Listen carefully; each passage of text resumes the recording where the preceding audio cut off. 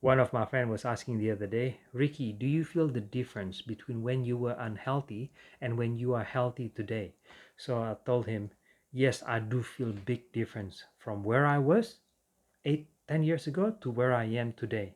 But I didn't really notice it day by day. What do I mean?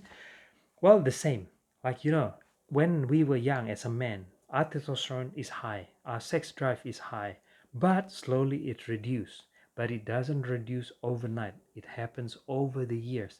That's why they call it death by 1,000 cuts. Okay? My testosterone was probably around 800 nanogram per deciliter and then dropped to 300 when I was 35. Okay? And then slowly I just felt more less libido, less energized, less motivated, right?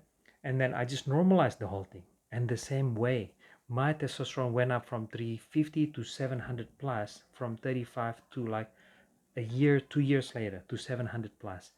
And I felt the difference because why? Because I looked back a year before, I was lethargic, easily tired. I couldn't go up and down the stair easily. So I felt big difference. And this is what I meant. When you improve your health, you will not notice it on a daily basis. But when you look back a year later, when you look back 5 years later, you will see the big gap then how where you were before to where you are today. The same with your physical transformation. Nobody ever built six packs and dropped their body fat from 35% to 10% in a week. It'll take months at least. Some people even year, right?